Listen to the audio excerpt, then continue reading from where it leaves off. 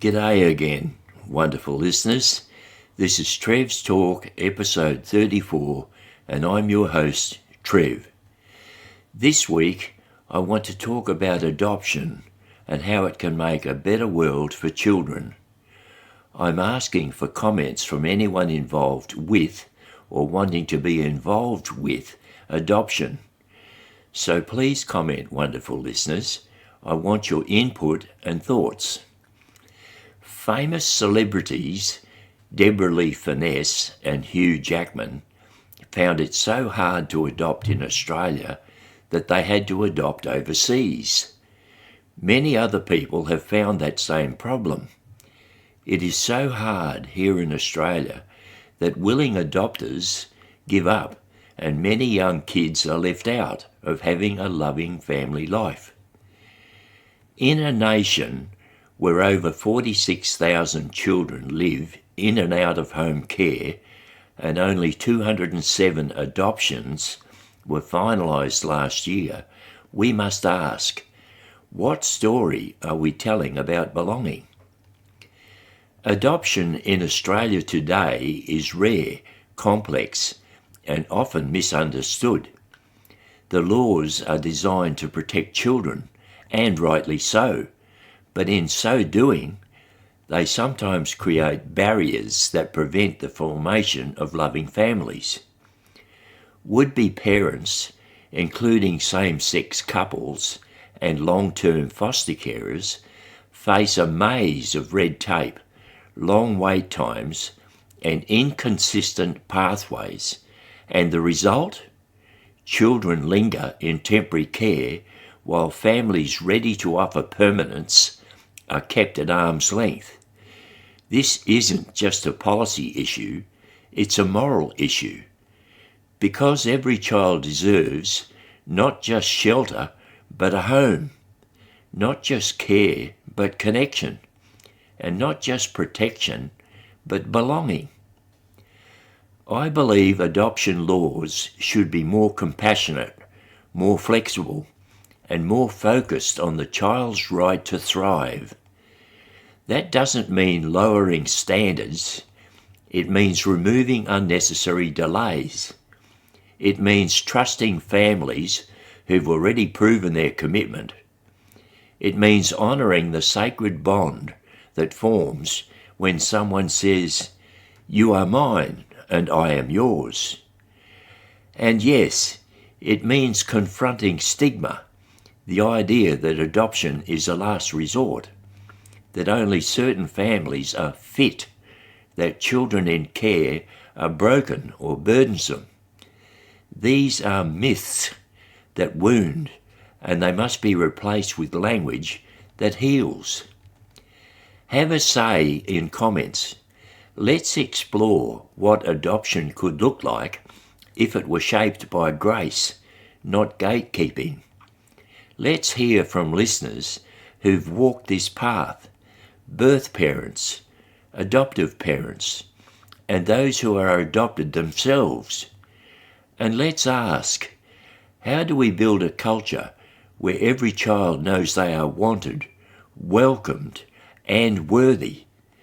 Because adoption isn't just a legal process, it's a spiritual act, a declaration of love that says, "You belong." For adopters and adoptees, we can make a better world. To make successful families, though, solid marriages are needed, whether they're traditional or same-sex unions. In episode 24, I spoke about the 3 types of love needed for a marriage to have the best chance of being successful, and also I spoke about counselling being needed before committing to marriage. It is only fair to prospective adoptees that the parents they are to go to are rock solid in their marriage or union. I don't believe couples who are committing themselves only to a partner-type union should be allowed to adopt. If a partner couple cannot completely commit to marriage, like I've just described, their chances of staying together are on shaky ground. And if they have adoptees in their care, the future of those adoptees is also on shaky ground, and adoptee children deserve better. They deserve totally committed adoptive parents. I also believe we Australians should adopt our Australian kids first and look to adopting overseas only after all eligible Australian kids have been placed with suitably committed couples. We live in a world far more diverse than the old categories ever allowed. Gender is not a simple binary male and female, but a rich spectrum of identities, expressions, and experiences. And if we're honest, society has been slow to catch up. Too often, our institutions, our laws, and yes, even our churches have clung to narrow definitions of who counts, who's worthy, and who's allowed to love, commit, and raise children.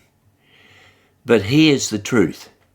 Committed couples come in many forms. Love is not confined to gender pairings. What matters is the depth of that love. Agape love, the selfless and unconditional. Philia love, the friendship and mutual respect. And eros love, the passionate and intimate bond. When couples embody all three, and when they prepare for marriage with intention, with counselling, and with a shared vision of lifelong commitment, then they are ready to nurture, to guide, to adopt, to raise children in love. And yet, many faith communities still resist this truth. They exclude couples who don't fit the so-called norm. But I believe, and I say this with reverence, that God's love is not limited by human categories. In fact, God has always had a special tenderness for those pushed to the margins, the prophets, the outcasts, the misunderstood. They were never outside God's embrace, and neither are our gender-diverse brothers and sisters. It's time for the church to evolve, not to abandon its sacred teachings, but to deepen them, to recognise that love, when rooted in commitment and care, is holy, no matter the genders involved. Let's make room in our pews, our pulpits, and our adoption agencies for families that reflect the full beauty of creation. Because if we truly believe that God is love, then we must also believe that love, in all its diverse, committed and sacred forms, deserves to flourish. It's good to recall that the illumination of conscience I spoke about in previous episodes will come to everybody. That includes people contemplating marriage or same-sex unions. Those people will get knowledge direct from the Holy Spirit whether they are doing something wrong in God's eyes, and will be driven to change for the better. If so, people will become more honest, not only with others, but with themselves as well. People will be honest in their relationships, and that surely will help make good, honest, loving marriages or same-sex unions. Like many other groups in society, people in the gay or LGBTQAI+ communities are still, to this very day, experiencing societal stigma. I believe that when the whole society experiences the illumination of conscience promised at Medjugorje, most people will stop their stigmatizing. We will have a world of inclusion. We will love one another without stigma. We will have a better world. Well, wonderful listeners, please comment whether you are on Spotify or YouTube so your opinions are displayed, which will encourage others to do the same, and we can develop a community interested in making a better world. With lots of subscribers, we can get amazing changes for the better. This is Trev, tuning out for this week.